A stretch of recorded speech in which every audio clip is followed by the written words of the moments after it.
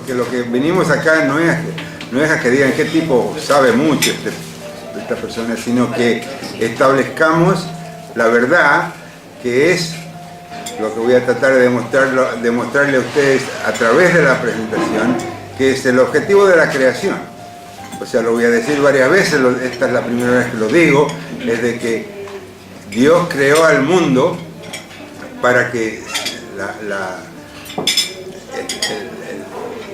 axioma que se usa es que, y esto dira betachtonim, para que el mundo sea la voz, se dice, el recinto de la creación de Dios, y por lo tanto tiene que ser el mundo del amor y el mundo de la verdad.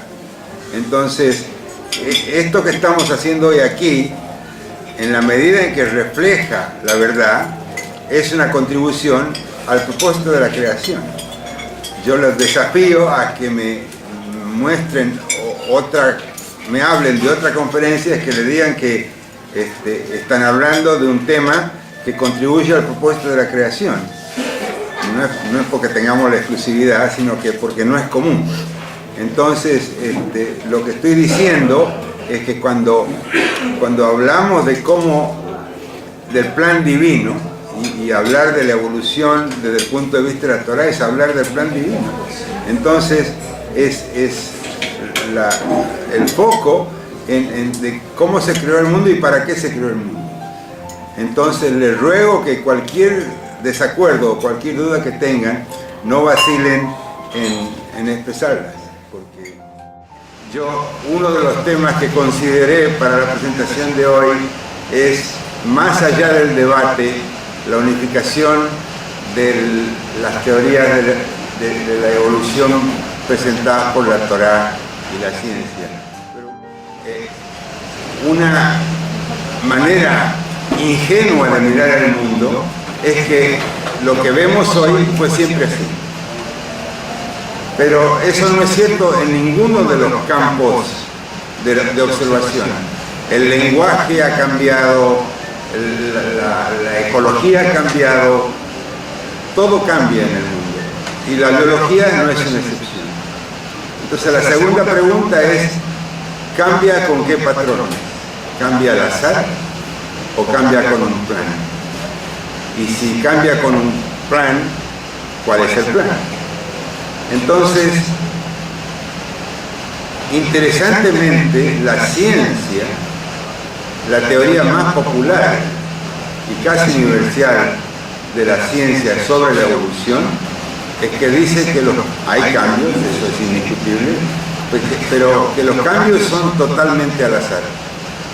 De manera que pasa algo por aquí, pasa algo por allá, no hay un plan.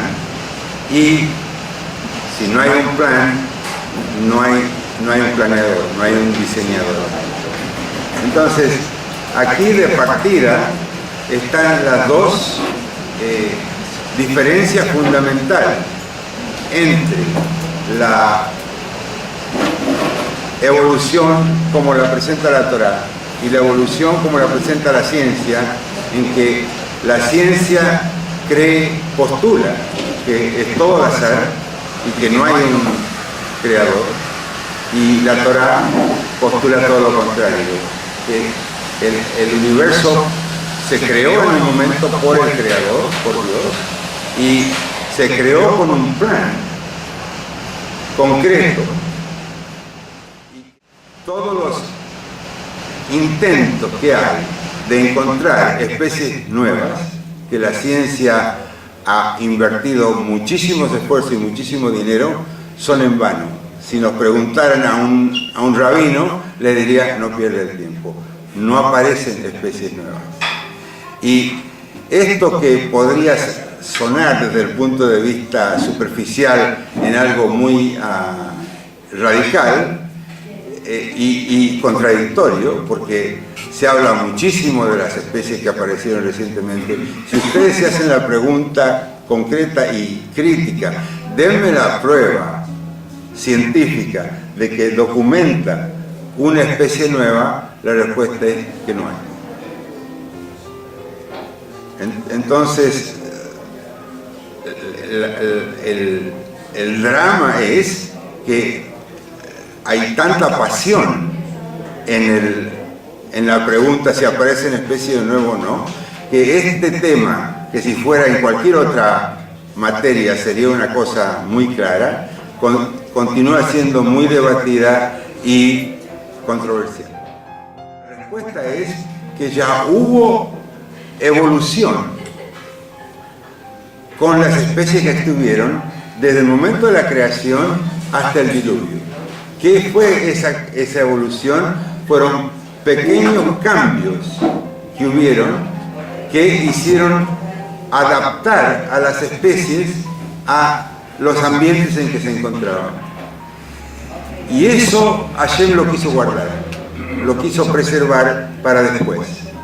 Entonces, ¿por qué? Es una de las cosas que vamos a conversar un poco cuando sigamos adelante, pero esa es la prueba de que hay un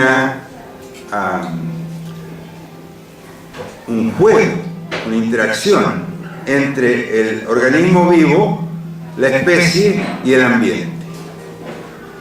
Ahora, ¿cómo se expresa esa interacción? Se expresa a nivel de la evolución con cambios en el material genético de los organismos. Entonces, paremos acá un poco, por favor interrumpan si hay algo que no está claro. Paremos acá un poco y hablemos un poco del material genético. El material genético, como muchos de ustedes sabrán, es el ADN, el ácido deoxirribonucleico. Y este material está compuesto de largas cadenas de bases que se repiten, son 4 bases, que se repiten en códigos, y estos códigos tienen la información que caracteriza a un organismo y en el espacio más amplio la especie. Entonces, este material no creo que se justifique invertir el tiempo de cómo se conserva, si quiere lo conversamos, pero no es directamente relacionado con lo que estamos conversando. Este material se reproduce de generación a generación, manteniendo la identidad genética del individuo. Ahora, si un rayo X pega a una de estas bases en el cromosoma de uno de los organismos, va a haber lo que se llama una mutación. El ácido nucleico de este organismo va a ser dañado por la mutación. Ahora, la gran mayoría de las mutaciones son dañinas y por lo tanto ese organismo va a morir. Pero hay algunas mutaciones que son beneficiosas y estas mutaciones van a ser favorecidas, si son beneficiosas, por la selección natural. Entonces aquí hay un área en donde la Torá y la ciencia coinciden, y es que hay cambios genéticos, hay mutaciones, y eso va a cambiar la identidad del organismo con el límite de que no va a ir más allá de la especie.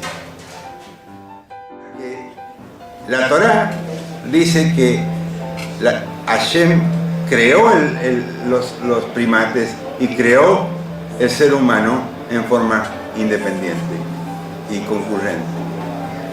Entonces,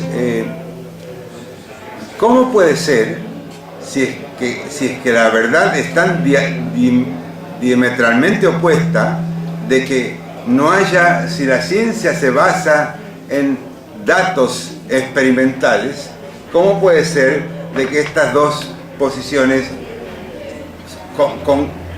convivan y que sean tan distintas y tan opuestas? Bueno, en primer lugar, no todo en la ciencia es tan objetivo como se podría creer.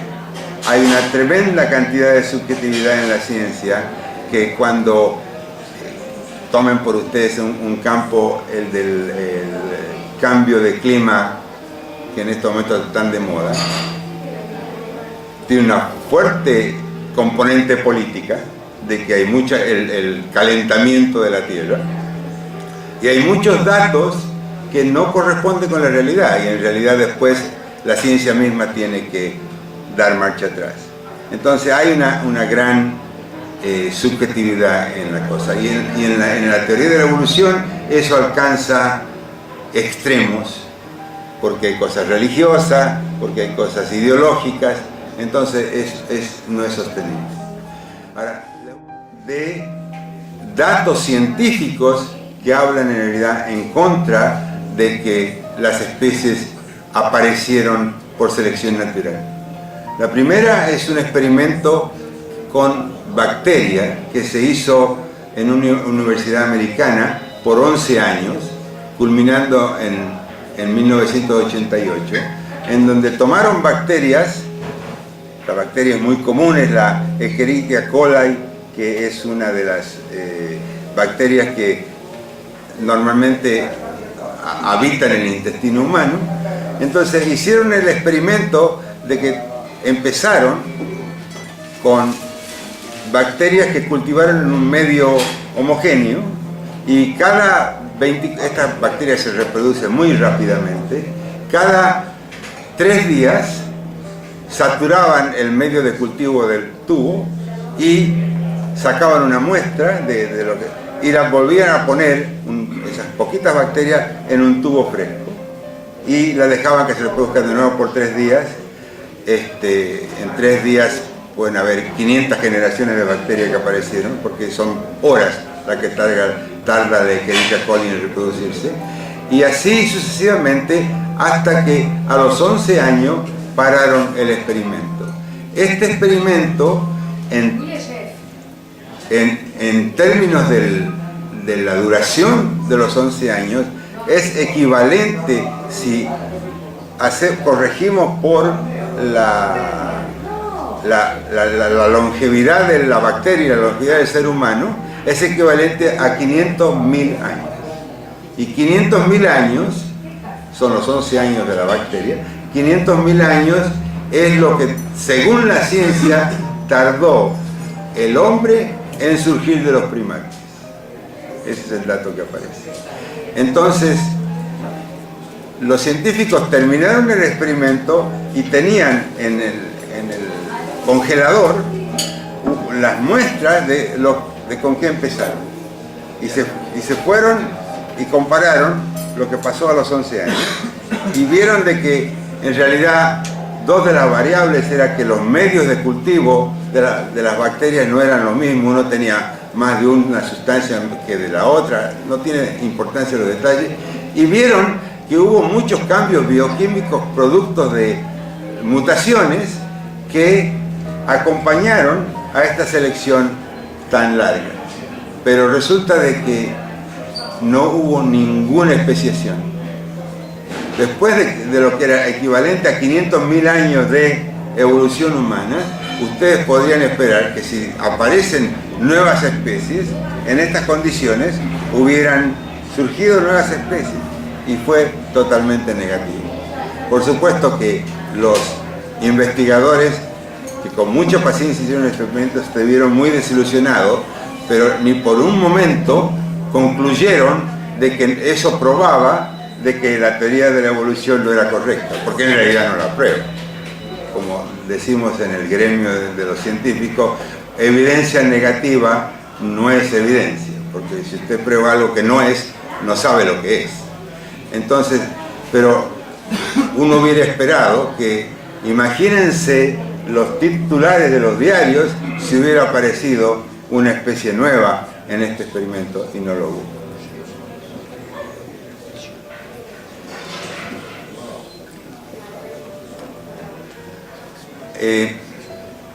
Hay varios experimentos de este tipo, no idénticos, pero que concluyeron, probaron lo mismo, o sea, trataron de encontrar lo mismo con iguales resultados negativos. Y la verdad es que no hay ningún dato ninguna prueba científica que digan en este periodo de tiempo evolucionó este organismo. Le doy donde existen unos pajaritos que se llaman en inglés finches, no sé cómo se llaman en español, que tienen los picos de distintos largos. Entonces resulta que estos picos encajan muy bien en las flores que estos pajaritos visitan para sacar el néctar. Y el néctar, la habilidad de los pajaritos de llegar al fondo de la flor para sacar el néctar depende del largo del tubo de la flor. Entonces resulta de que debido a cambios ecológicos fuertes, por ejemplo, puede haber un terremoto, puede haber una inundación, puede haber impactos muy fuertes en las especies que viven en esta parte de la isla. Y estas flores de cierto tamaño desaparecen. Entonces, como hay siempre oportunismo en la biología, va a haber otra especie que tenga flores más cortas que va a tomar la preponderancia de la población. Entonces, cuando eso sucede, después de 10 o 15 años, va a haber un correspondiente cambio en el largo del pico de los pajaritos que visitan estas flores. Si antes tenían 4 centímetros, ahora tienen 3 centímetros. Estos cambios son genéticos. Entonces, es uno de los ejemplos favoritos de los evolucionistas para decir, ve, así es el mecanismo de las adaptaciones debido a mutaciones. Han habido un cambio ecológico en los tubos, las poblaciones se adaptaron y así es como pasa la evolución. Y esto es cierto, pero hay una salvedad importantísima, y es de que no ha habido una especiación, porque estas especies no están fijadas y por lo tanto pueden cambiar en cualquier dirección.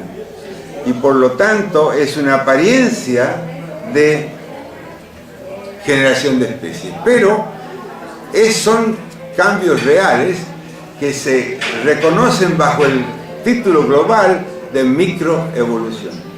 Microevolución porque no aparece cambios dramáticos, no es que los pajaritos desarrollan pulmones o pierden las alas, es un cambio relativamente menor de la longitud del pico.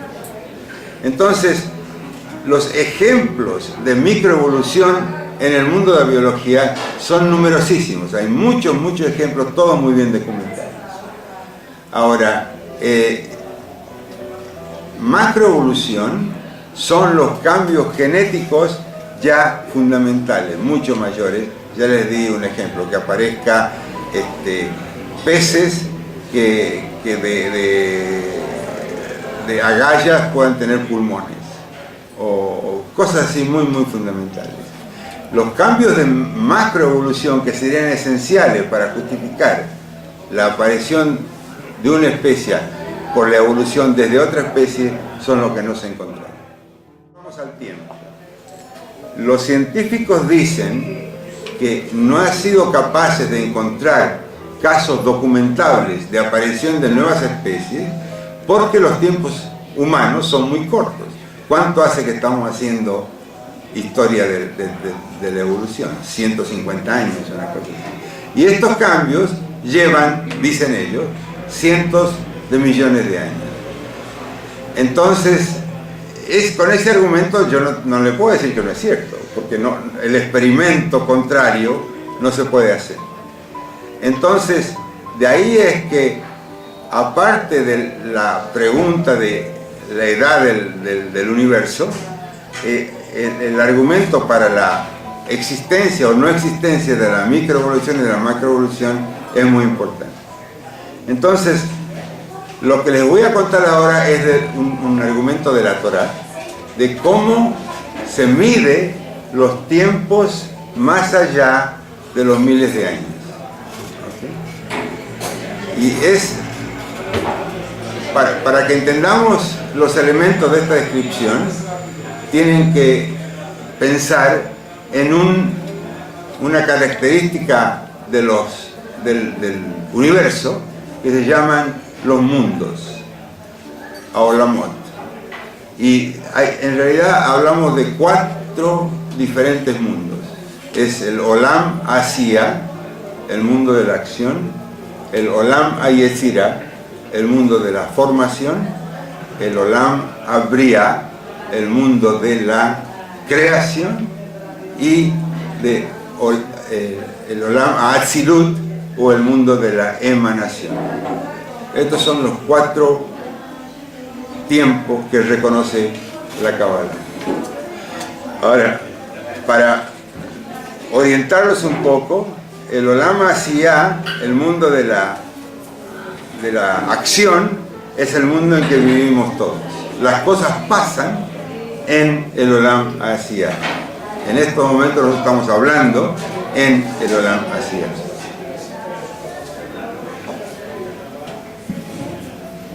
De Olam Hayetzirah, el mundo de la formación, son procesos que de mucha mayor jerarquía.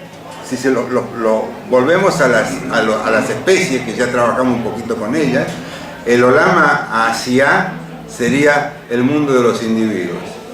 El león y mi amigo y la señora de mi amigo, todos viven en el mundo de la Asiya.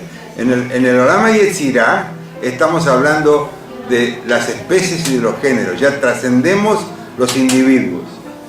En el Olam Abria se habla de la creación. Y en el Olam Atzilut es un mundo totalmente espiritual, en donde ya no hay conciencia individual. En el Olam Atzilut hay solamente conciencia divina. Esta es una característica de esta clasificación. Entonces, contemplando el proceso del tiempo en las distintas universos, Olamot. Entonces, para entenderlo, hay una anécdota, una historia verídica de algo que sabemos del Baal Shem Tov. El Baal Shem Tov es el fundador del movimiento hasídico, vivió en el 1700 y es una persona que tuvo características muy legendarias como líder, y resulta que él vivía mucho en varias dimensiones, y resulta de que él tuvo una visión de que demoró menos de un segundo. En la Biblia hay una medida de tiempo que se llama Arrega. Arrega no existe en nuestra emisión. Arrega es un 23avo de un minuto. Así es. Entonces, él tuvo una visión,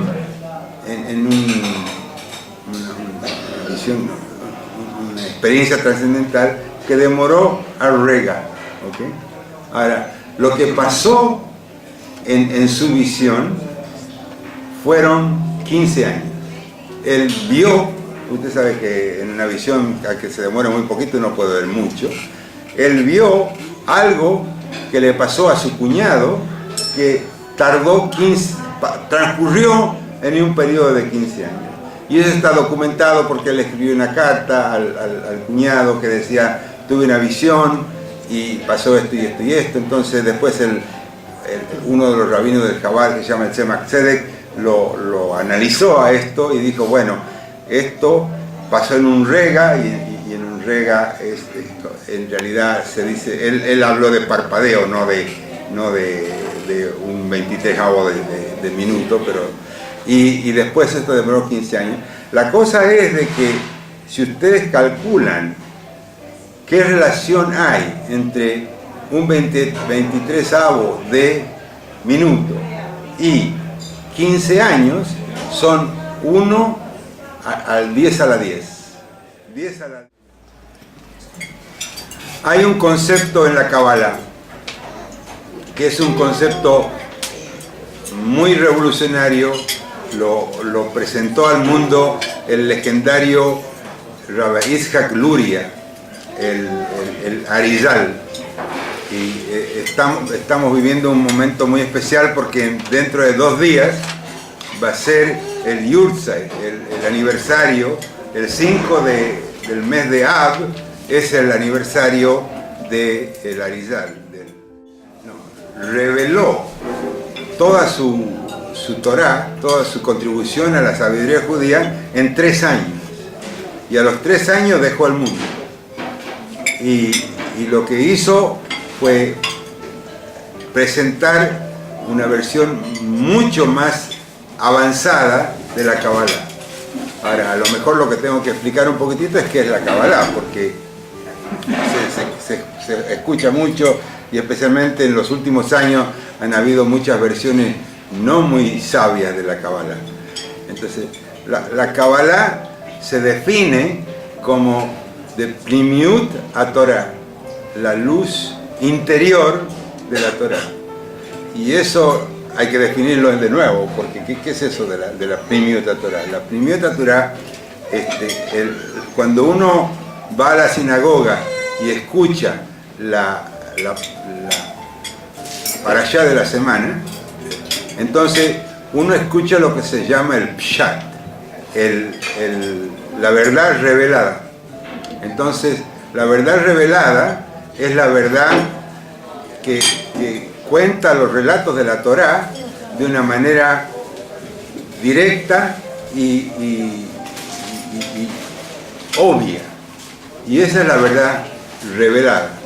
Ahora, la Pnimiut Torah es la interpretación de la interpretación de la interpretación de qué es lo que es esto. Eso quiere decir de que hay muchos secretos, esa es la clave, hay muchos secretos de la Torah que no están claramente expresados, esbozados en el Pshat, en la versión revelada. Uno se puede preguntar, bueno, ¿y por qué me complican la vida? ¿Por qué no me dan los secretos en vez de darme el Pshat? La explicación es muy importante y una de las formas de verlo es que la revelación de los secretos destruirían el mundo.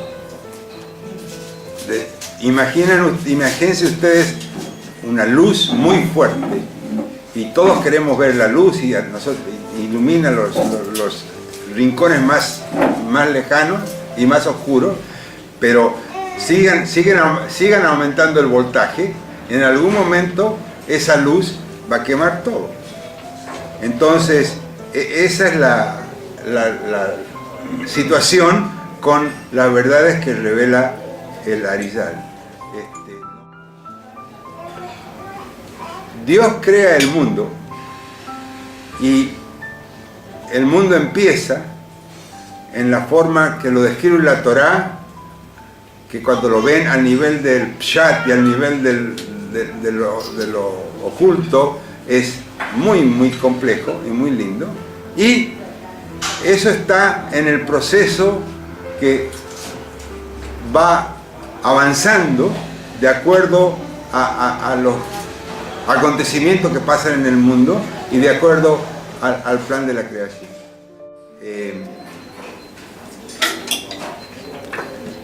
Entonces, estamos conversando sobre cómo el proceso evolutivo modelado en el Adam Kadmon y con un Dios que controla todo lo que pasa. No hay nada, según este modelo de la Torá, no hay nada que pase en el mundo que no esté directamente controlado por Dios. Aquí el sufrimiento, que si hay sufrimiento en el mundo, no puede haber un Dios benevolente. ¿Por qué hay gente que se muere de hambre? Y esto es una percepción que refleja precisamente, o sea, con precisión, la compasión humana, pero no la sabiduría. Porque nosotros nos gustaría realmente un mundo en donde nadie sufre y nadie se muera por causas no aceptables. Y el mundo no es así porque el plan divino es mucho más complejo que es. Cuando uno comparte los conocimientos que uno tiene desde el corazón, llega al corazón, y cuando uno deja que el alma se expresa y comparta esos conocimientos esenciales, en realidad es más lo que uno recibe que lo que uno da. Entonces, desde ese punto de vista, muchas gracias. Entonces tenemos que analizar qué es lo que pasa en la Tierra con respecto a las enseñanzas que debemos descubrir en la Torá.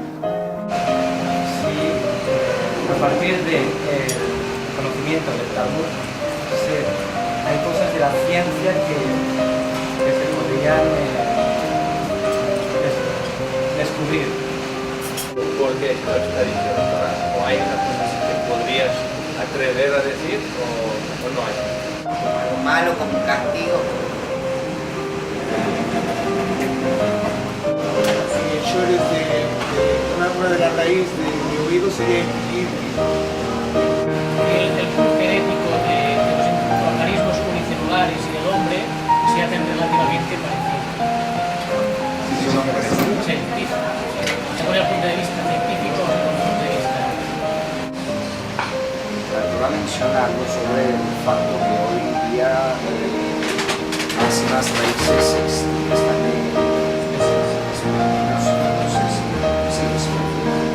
ya se mueren, ya paran de existir. El Koach HaMelameh es una subdivisión de la Sefirá de la Binah, de la Sefirá Binah, ¿cómo se traducimos Binah? Entendimiento. Entonces,